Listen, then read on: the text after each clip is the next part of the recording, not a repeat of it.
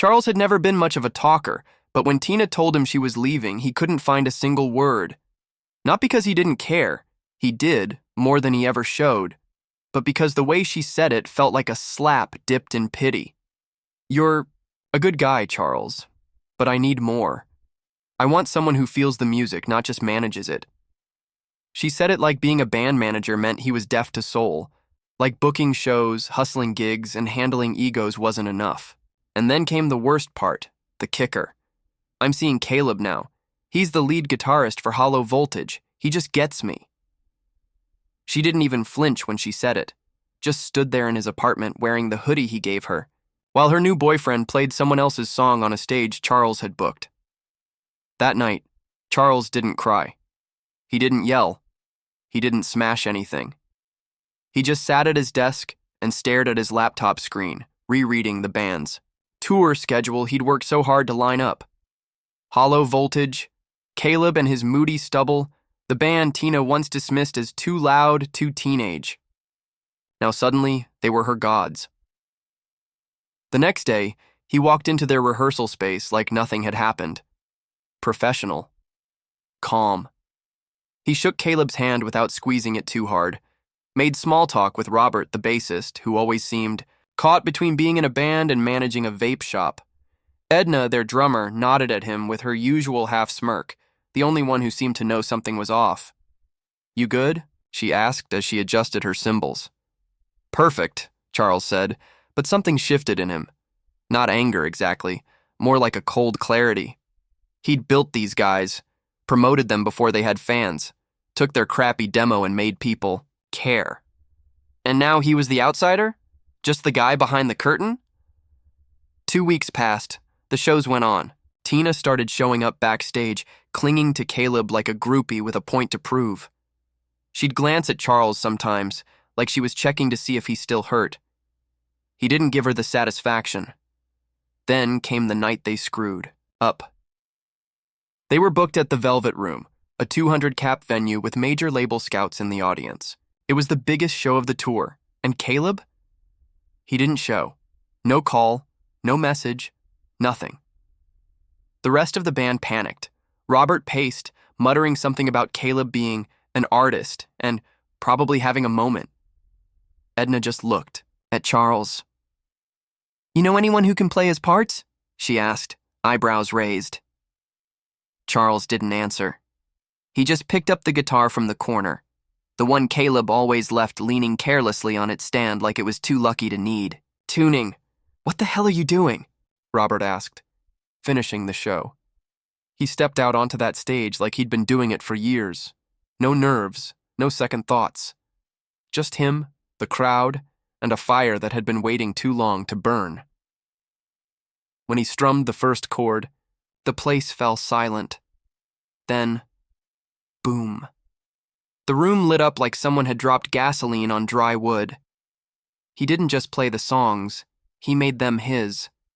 Grit, soul, control. Charles didn't need to be the front man to feel the music. He was the music now. Backstage after the show, Tina was standing by the curtain, wide-eyed, silent. Edna handed him a water bottle.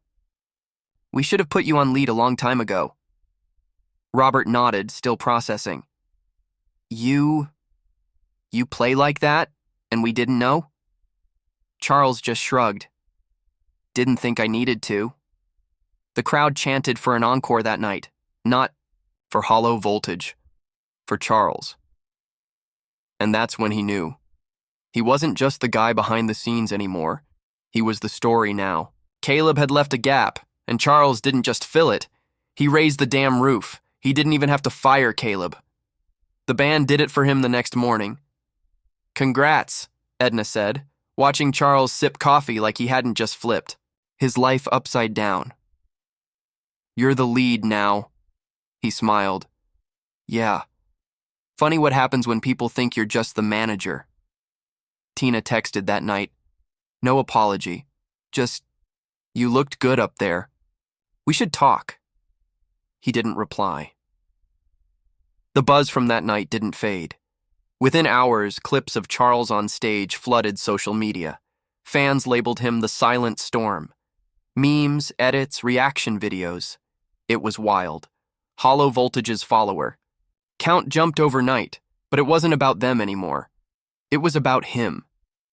The band's inbox overflowed with offers, interviews, collaborations, even a festival invite from Europe. Suddenly Charles, the guy who once handled hotel bookings and begged venues for a second slot, was getting direct calls from talent agents. And he wasn't even chasing them, they were chasing him. Edna, true to her blunt style, just shook her head and laughed. "I swear you were hiding, like you knew this day was coming." "Not hiding," Charles replied, "just waiting." Tina's messages kept coming. She was trying different tones now, casual, warm, even flirty. "Hey, stranger, want to grab a drink? Miss talking to you." But he never replied. He read them, of course. He wanted her to know he saw them, and chose silence. Meanwhile, Caleb finally called Robert, said he had a lot going on emotionally and needed space to work through. Creative stuff? The irony made Charles laugh when Robert repeated it. Caleb had always acted like brooding was a brand. Now it was just an excuse. "Tell him we're done," Charles said flatly. Edna nodded in approval. "About time." Robert was more hesitant. He was the frontman, man. He was the face. "No," Charles corrected. "I was the foundation. He was a temporary mask." The next gig was in Portland, and this time the poster had Charles's name on it, not just the band. Hollow Voltage FT and Charles. That simple line said everything, and when they took the stage, the crowd exploded like they'd been waiting for this version all along. Backstage, Edna smirked as fans screamed his name from beyond the curtain. "Remember when we had to beg people to stay past the opening act?" He chuckled. "Now, they're lining up just to scream at me." After the show, as they were packing up, Charles caught sight of someone familiar leaning near the backstage door, Tina. She looked nervous, dressed up, makeup heavier than usual, but her eyes were softer, less sharp. She stepped forward, tucking her hair behind her ear like it still meant something to him. "I didn't come here to fight," she said quickly. "I didn't expect a fight," Charles replied. I wanted to say I was wrong, about you, about everything." Her voice cracked slightly. For a second, she didn't look like the woman who had broken him. She looked like someone trying to rewind time. "I was chasing this idea of what a musician should be," she admitted. "I thought Caleb was it, but watching you, you were the real thing. You always were." He let the silence hang for a beat, let her feel it, let her words echo. "I didn't need to be the real thing for you," he said calmly. "You needed me to look like one." Tina blinked, stunned by the weight of that truth. "I didn't change, Tina. You just didn't see me." She reached out, touching his arm lightly. "Can we talk? Just for a little?" He looked down at her hand, then back into her eyes. And just as quietly, he took a step back. "I'm not mad," he said. "I just don't need that kind of noise anymore." She stood there for a second longer, lips parting like she wanted to say something else, but she didn't. She turned and walked away, and this time, Charles didn't feel a thing watching her leave. Later that night, he sat outside the hotel, letting the cool air clear his mind. Edna joined him, tossing him a beer. "You okay?" she asked. "Better than ever," she raised her bottle. To being underestimated, he clinked his bottle against hers, and making them regret it. "Let me know when you're ready for part 3. It gets way more intense from here." A week later, the record label meeting started. Big buildings, sleek suits, words like market potential and next-level branding being thrown around like confetti. Charles hated most of it, but he listened. Carefully. He let them talk. Let them try to box him up in shiny packages they didn't even understand. One exec leaned across the table, flashing a smile that had probably closed 100 deals. "We love the mystery angle you're giving. Silent-type frontman with depth? It's market gold." Charles raised an eyebrow. "I'm not an angle." The man laughed like Charles had made a clever joke. He hadn't. That same afternoon, he met with an independent producer named Max who ran a small but rising label. Max didn't pitch him on TikToks or image consultants. He didn't talk in buzzwords. He just said, "I believe in artists who've got scars. You sound like someone who's bled for their sound." Charles liked that. By the next day, he had 2 full contracts on the table, one from the mega label offering money, fame, PR teams. The other from Max offering creative control and a slower climb, but the kind where you owned every step. Edna voted for Max without hesitation. "I don't want to be turned into a product. I want to play." Robert hesitated, torn like he always was when something looked shiny. Charles just said, "If I let someone package me, I'm no better than Caleb pretending to be real." They signed with Max that night. No champagne, no press. Release, just a tight handshake and a mutual understanding. We do this our way or we don't do it at all. Meanwhile, Caleb had resurfaced online. New music teaser, a blurry Instagram video of him playing solo in some smoky bar. Comments were brutal, fans saying Hollow Voltage was better without him, accusing him of flaking, even blaming Tina, who still appeared in some of his photos, her smile more forced with every post. Charles didn't comment, didn't post. He didn't need to. He was already gone from that version of the story. 3 days before their next show, Tina showed up again. This time, she waited outside the studio. No makeup, no pretend charm, just jeans, sneakers, and a face that looked tired of pretending. "Can we sit?" she asked. He almost said no. But something about the way she asked, like it wasn't for her ego this time, made him pause. They sat on the concrete steps behind the studio. It was quiet back there, except for a distant siren and the hum of streetlights. "I'm not here to get you back," she said, looking down. "I think I just need to say what I never did." Charles didn't stop her. "I was scared of being with someone who didn't chase the spotlight. It made me feel invisible. Like if I stood next to you, I'd disappear too. So I ran toward someone who made noise. I thought it meant something. But now..." She trailed off. "Now?" Charles asked. She looked at him.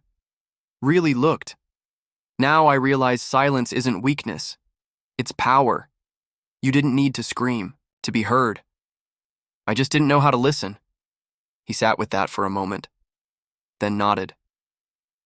"I used to wish you'd say this," he said quietly. "But now, I'm just glad I don't need it anymore." Tina smiled, sad and small. "You really moved on, huh?" Charles didn't answer. He didn't have to. The silence spoke for him. She stood up, brushing her hands off. "I hope the world hears you the way I should have." As she walked away for the last time, Charles felt a strange kind of peace settle over him. Not joy, not revenge, just freedom. Inside the studio, Edna was laying down drum tracks. Robert was tuning his bass. Max stood in the booth with headphones on, nodding with approval. Charles stepped in, picked up his guitar, and slid the headphones over his ears. "Ready?" Max asked.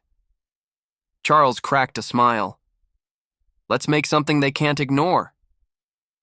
The next few months moved fast, almost too fast. The band wasn't just playing gigs anymore, they were headlining. Cities they'd never set foot in were selling, out venues for them. Fans waited hours just to catch a glimpse of Charles outside hotels. Every stage they stepped onto was louder than the last. With the rise came pressure, though. New producers pitched radio-friendly tweaks, social media teams wanted daily updates, and the label, despite promising creative freedom, was now gently suggesting image boosts, press tours, collabs. Charles fought to keep the sound raw, real, but the world was hungry, and everyone had an idea for how to feed it. That's when Edna brought her in. "This is Ava," she said one afternoon, waving a girl into the rehearsal space. Ava was fresh, off a solo acoustic tour, known for her haunting voice and lyrics that hit like open wounds. Petite, with wild brown curls, a quiet confidence, and eyes that didn't blink much. She's joining the tour for 3 cities. Max wants a duet on the live set. Charles wasn't thrilled at first. He wasn't in the mood for extra moving parts, especially ones brought in last minute. But when Ava opened her mouth and sang during rehearsal, hell, it shut down every thought in his head. Her voice was thunder and velvet. They did a test run of an old song, just her and Charles, guitar and harmony. When the final note faded, the room sat in stunned silence. Even Robert, who was rarely impressed by anything, gave a low whistle. Charles didn't say much, but something flickered in his eyes. Ava noticed. She smiled a little. "Nice playing," she said softly.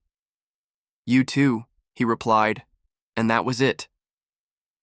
But over the next few shows, that spark kept building. On stage, the crowd could feel it, the way their voices wove together like they'd been doing it for years. The way Charles looked at her during solos, focused, sure, but something more. And Ava? She wasn't shy about matching his intensity. It didn't take long for the rumors to start. Fans shipping them, hashtags, fan edits. Chava, because the internet never missed a chance to label chemistry. Backstage, Edna grinned. "The tension between you two is so thick I could bottle it and sell it." "It's just stage presence," Charles insisted. But Edna wasn't buying it, and neither was Robert. Not after that one night in Chicago when Charles caught Ava backstage, sitting alone with her knees pulled to her chest, headphones in, eyes closed. "You good?" he asked. She pulled one earbud out. "Just taking a breath." He sat next to her, close but not too close. "The stage wearing on you?" She nodded slowly. "I'm used to coffee shops and half-empty bars. This is big, fast." Charles leaned his head back against the wall. "It doesn't slow down." They sat there in silence for a bit. Then Ava turned and asked, "You ever feel like the louder the crowd gets, the lonelier it is when it ends?" He looked at her, really looked this time. "Every damn night." She smiled faintly. "Glad I'm not the only one." After that, something between them changed. They didn't talk about it, but it showed. In the way Charles started waiting for her after sound check. The way Ava started hanging back after shows, always ending up near him, shoulder brushing shoulder, laughing quietly at his deadpan sarcasm. It wasn't love yet, not in the big crashing sense, but it was something new, dangerous. And then Tina showed up again, not in person this time, on screen. A new interview clip, viral within hours. She was sitting beside Caleb, who looked gaunt, distant. She smiled at the camera, all warmth and regret. "I made mistakes," she said. "I left someone who saw the music before anyone else did, and I wish him nothing but success." It was calculated, meant to look humble. But Charles saw through it. It was a warning shot. She was playing the redemption arc, and he was the centerpiece. Edna found him watching it in the green room. "You okay?" Charles nodded, jaw tight. "She's not done." Edna sighed. "You gonna let her write her comeback on your name?" He didn't answer. Just looked over to the hallway where Ava's voice was echoing softly as she rehearsed. He had a choice to make, and he knew this time it wouldn't just be about the music. The night after Tina's interview aired, Charles didn't sleep. Not because he cared about her words, he didn't, not anymore. But because of what they represented. The spin, the media's hunger. People didn't want the truth. They wanted drama. A story, and Charles was the story. By morning, the headlines were everywhere. Charles inspires ex's regret, redemption, or PR stunt. Is Ava the reason Charles won't take Tina back? From dumped to desired, the rise of a rock revenge. Max called him, his voice tight. "We need to get ahead of this." Charles groaned. "So what? An interview? Some fake-ass PR statement?" "Not fake," Max said, "but clear. Tell your side, before they do." Later that day, the band gathered for a meeting in the studio. Ava sat across from Charles, hair tied up, no makeup, eyes a little wary. "You okay with being dragged into this?" he asked her quietly. She nodded. They were always going to find something. At least it's not made up. Edna leaned forward, fingers drumming on the table. If we don't say something soon, the label's going to start making decisions for us. Controlled messaging, maybe even a staged public appearance. Robert muttered, next thing you know, they're asking Ava and Charles to pretend to date for publicity. The room fell silent. Charles stared at the floor. No pretending, he said. If we speak, it's real, or it's nothing. So, they planned a stripped-down interview. No lights, no makeup team, just Charles in a room, Ava off camera, Edna behind it asking the questions like a friend, not a journalist. He didn't rehearse. He didn't plan. He just talked. About being overlooked. About building something only to be told he wasn't enough for it. About the silence after betrayal, and how sometimes that silence becomes music. She left, he said, voice steady. Not because I wasn't a musician, but because I didn't look like one. I didn't wear the right skin for her fantasy. He paused, looked straight into the lens. But real music? It doesn't need to be dressed up. By the end, his voice was tight but not weak, honest, and people felt it. They posted the video without fanfare. It exploded. Millions of views, thousands of comments, people thanking him for being real, others bashing Tina, defending Ava, some begging for a Charles plus Ava album, and a few warning that something didn't feel right with Tina's sudden reappearance. And they were right, because 2 days later, she showed up at their hotel. She didn't knock, just waited in the lobby. Charles was walking back from a cafe run when he spotted her, perched on the edge of a velvet bench like she belonged there. Her smile was soft, polished. Can we talk? Charles didn't answer, but she took it as a yes. They stepped outside, away from the crowd of phones and whispers. The air was cold. She pulled her coat tighter, not for warmth, just for drama. You really look the part now, she said, half teasing. Big star, bigger silence. Charles kept his hands in his pockets. You didn't come here for compliments. She sighed, dramatic as ever. I wanted to see you, say things that matter in person. I know I screwed up. But I didn't realize how badly until I saw you become what I never let myself believe you were. He tilted his head. That I was already this before you left? Her smile cracked slightly. Yeah. She stepped closer. Too close. You and Ava? Is that real? Charles didn't move. Does it matter? Tina's face flickered. Only if it's still open. He laughed softly without humor. There's no door, Tina, just a memory. One I already played past. She blinked, swallowed. So that's it? That's it, a voice called out from behind them. Ava. She wasn't. Close, but she saw them. She looked calm, like she knew this might happen. Tina followed his gaze, then looked back at him with a strange mix of envy and regret. She's lucky, she said. Not just because you're successful now, but because you actually see people. I didn't know how to handle that. Charles nodded slowly. Then don't try to anymore. Tina left without another word. That night, during the sound check, Charles and Ava ran through their set. They didn't talk about what happened. They didn't need to. At the end of the rehearsal, as the last note rang out and the empty arena echoed around them, Ava stepped close and whispered, I like the way you close doors. Charles looked at her. I don't lock them, but I don't reopen them either. She smiled. Good. Neither do I. Tour life blurred the weeks together. Airports, late-night interviews, catering trays full of cold food, fans screaming at hotel doors, and the sound of amps humming before every set. It was everything Charles once dreamed about, and somehow, not at all what he expected. The band was tighter than ever. Edna's drumming had gotten more violent, more alive. Robert finally found his groove, less anxious, more locked in, and Ava. Ava had become lightning in a bottle. Her voice wasn't just part of the show, it was the show.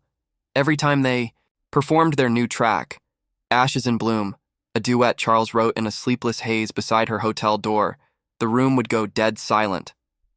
Then erupt. Fans cried, cheered, threw handwritten notes and flowers on stage. Someone even got a tattoo of the song title the day after their Denver show. It should have been perfect. But with every high came another set of hands pulling, grabbing, shaping. The label wanted to re-record Ashes in Bloom with a pop producer in LA. More radio flavor, they said. The magazine deal Max promised would focus on Charles and Ava as a couple, not just a musical duo. They wanted matching outfits, coordinated interviews, forced smiles. Ava wasn't thrilled. "We make music, we're not dolls," Charles agreed.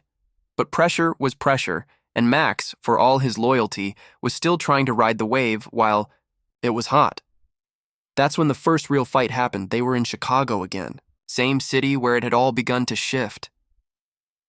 Ava had been quiet all day, her lyrics messy, her harmonies off during rehearsals.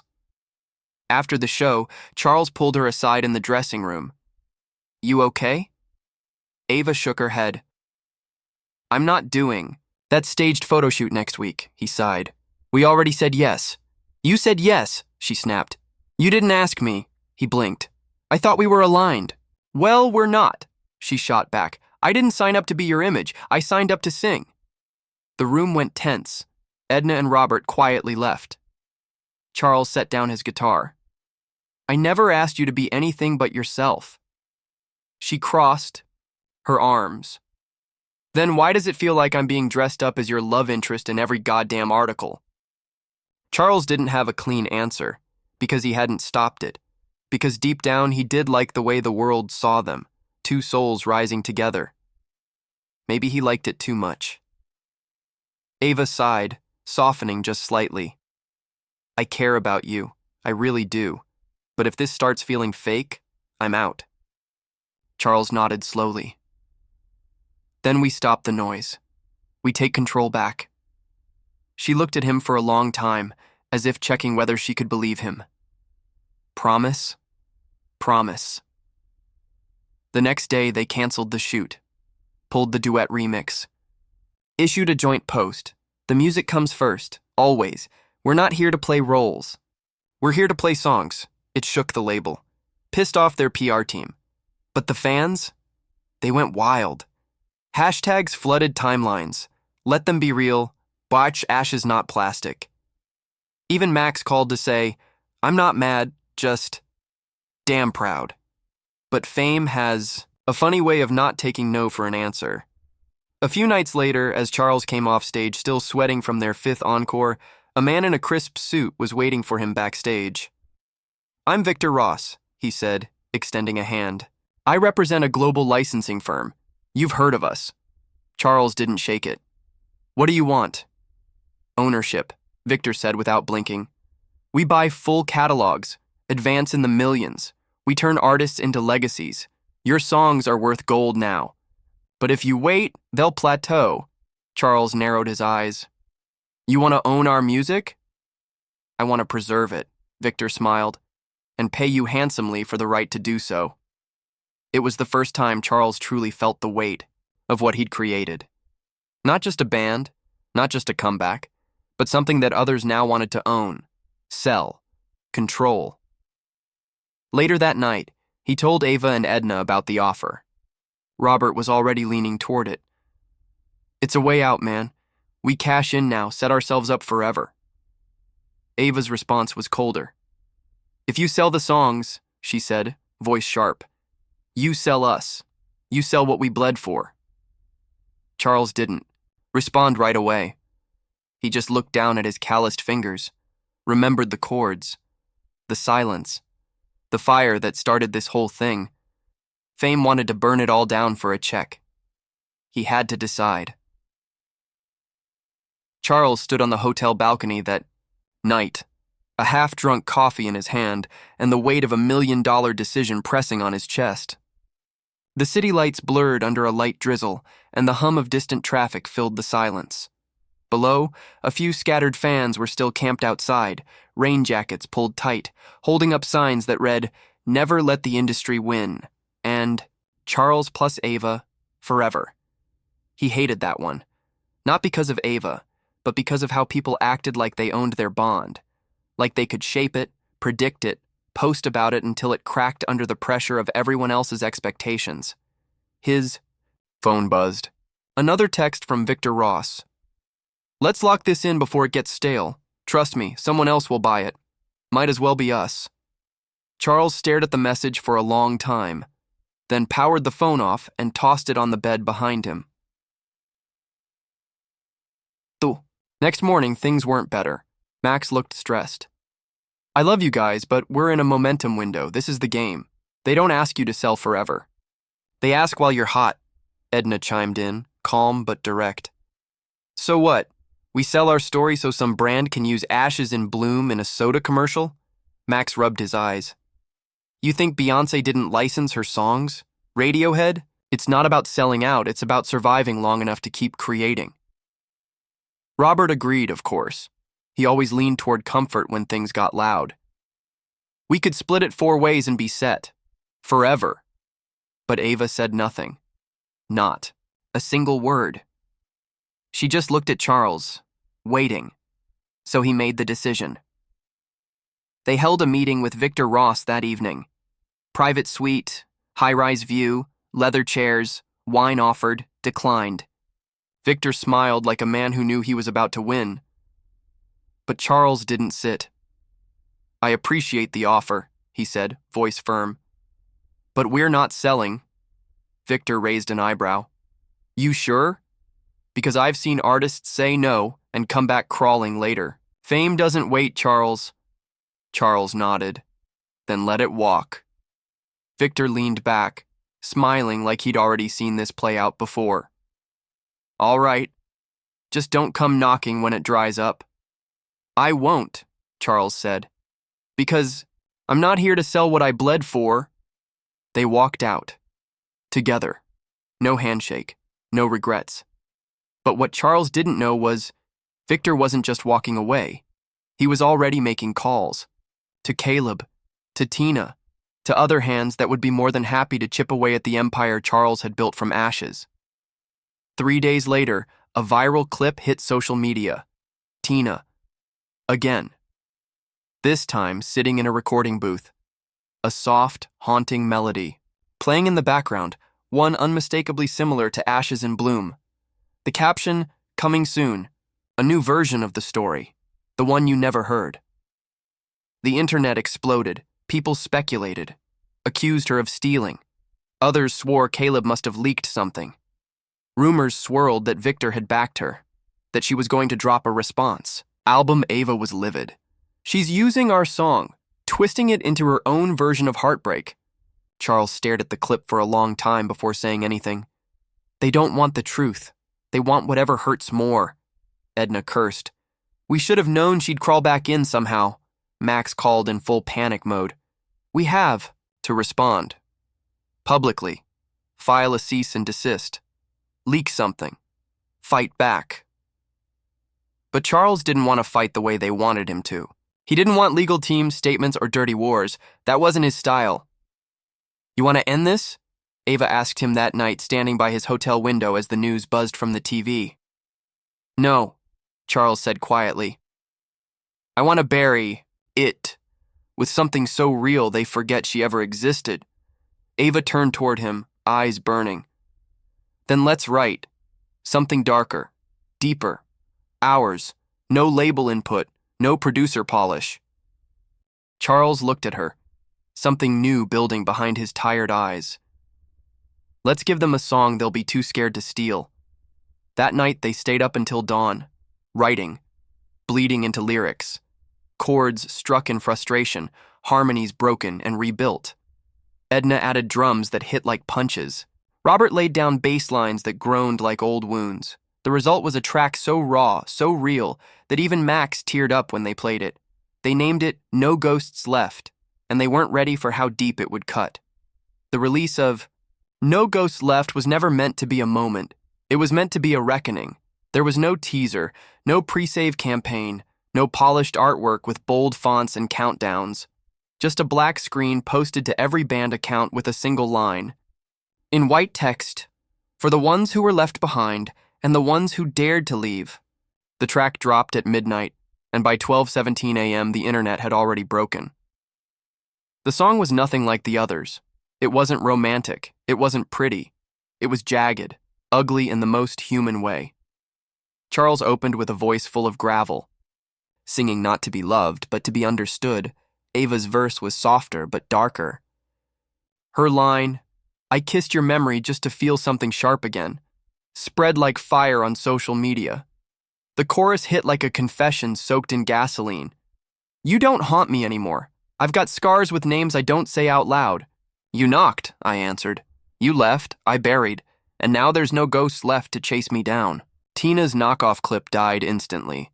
Every platform dragged her for trying to hijack something sacred. Caleb deleted his socials within hours. Victor Ross was called a vulture in podcasts, Reddit threads, even music editorials.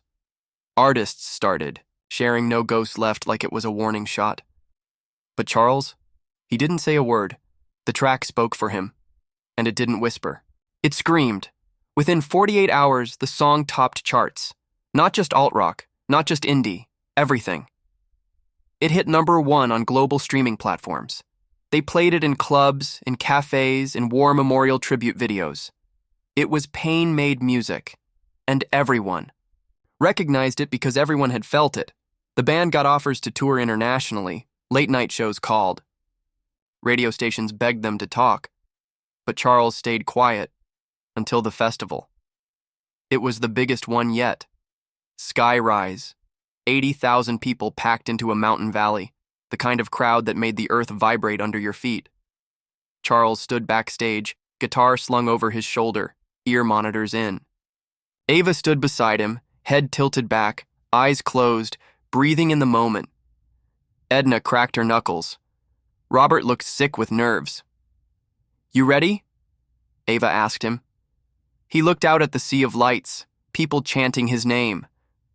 Her name. Their name. "I'm not doing this for them anymore," he said. Ava nodded. "Who then?" He looked at her, his voice soft but solid.